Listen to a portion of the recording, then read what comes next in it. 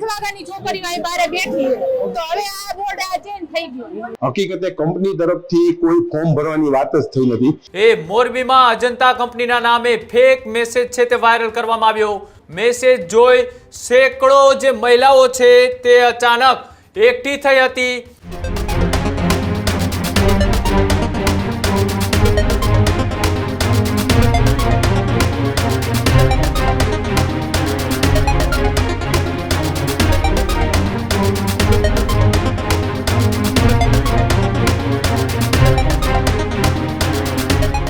સમાચારોમાં આગળ વાત કરીએ કે રાજ્યની અંદર અત્યારે ડિજિટલ ફ્રોડ છે તેના કેસો દિવસે ને દિવસે વધી રહ્યા છે।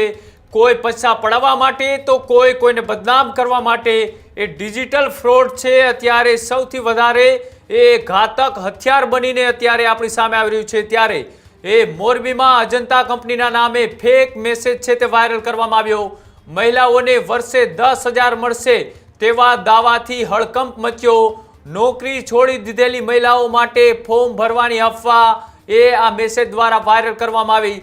તારીખ 1/1/2026 છેલ્લી તારીખ દર્શાવતો મેસેજ વાયરલ છે તે કરવામાં આવ્યો હતો। મેસેજ જોઈ સેંકડો જે મહિલાઓ છે તે અચાનક એકઠી થઈ હતી અને વકીલ યોગેશ રાઠોડની ઓફિસ પાસે મહિલાઓની ભીડ છે તે જોવા મળી હતી।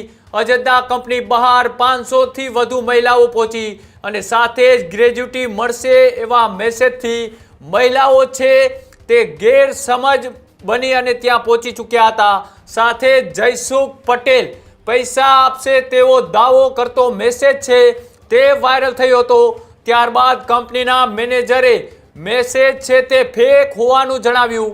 આજે અત્યારે ડિજિટલ જે અત્યારે માધ્યમ લોકો પાસે છે આ માધ્યમનો ક્યાંક સારી રીતના તો ક્યાંક ખરાબ રીતના જે ઉપયોગ થઈ રહ્યો છે કોઈને બદનામ કરવા તો કોઈને ગેરમાર્ગે દોરવા માટે આ ડિજિટલ ફ્રોડ છે તેને લઈ ફરી એક વખત એ મોરબીની અંદર જે મેસેજ વાયરલ કરવામાં આવ્યો કે અજંતા કંપની મહિલાઓને 10,000 રૂપિયા મહિને આપશે।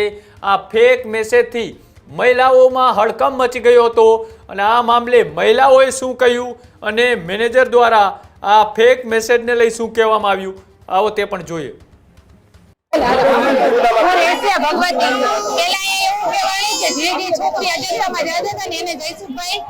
જૂની છોકરી હોય ને એમને ફોર્મ ભરવા પૈસા દે તો અમે બધી ડોક્યુમેન્ટ જમા કરીને અહીંયા આવ્યા તો હાલો કે અત્યારે 15 દિવસ પછી ભરશે તો 15 દિવસની અમે રાહ જો તો અહીંયા બોર્ડ માર્યો તો કે પહેલા મહિનાની પહેલી તારીખ 2026 ના ફોર્મ ચાલુ થશે તો બધી છોકરી સવારના 8 વાગ્યાની છોકરીઓ અહીં બારે બેઠી છે તો હવે આ બોર્ડ આ ચેન્જ થઈ ગયું। પહેલા એ જોઈ ગયા ત્યારે બીજો બોર્ડ હતો કે પહેલી તારીખે ભરશે તો અત્યારે બોર્ડ ચેન્જ થઈ ગયો તો શું લેવા અને જૂની છોકરીને પહેલા તો ભર્યા છે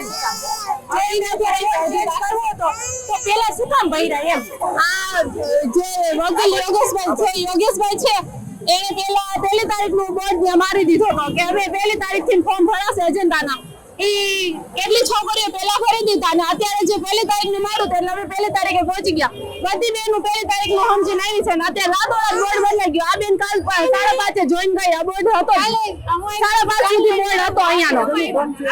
આ પૈસાનું કઈ છે જે જૂની છોકરીઓ કામ કરતી હોય નહીં મેં 7 વર્ષ કામ કર્યું હું છે ક્યાંથી આવી હો હું મેનેજર તરીકે છું અજંતા કંપની। હાજી અજંતા કંપનીના આજે અત્યારે એક મેસેજ થી લઈ અને મહિલાઓ છે તે આજે પહોંચી છે આખો શું બનાવ હતો અને હાલ તમારા કંપની તરફથી કઈ પ્રકારનું કાર્યવાહી કરવામાં આવશે?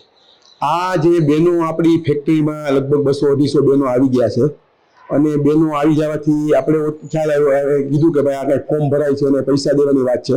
હકીકતે કંપની તરફથી કોઈ ફોર્મ ભરવાની વાત જ થઈ નથી। કંપની તરફથી કોઈ જાહેરાત થઈ જ નથી। કંપની તરફથી કોઈ મેસેજો ફર્યા જ નથી।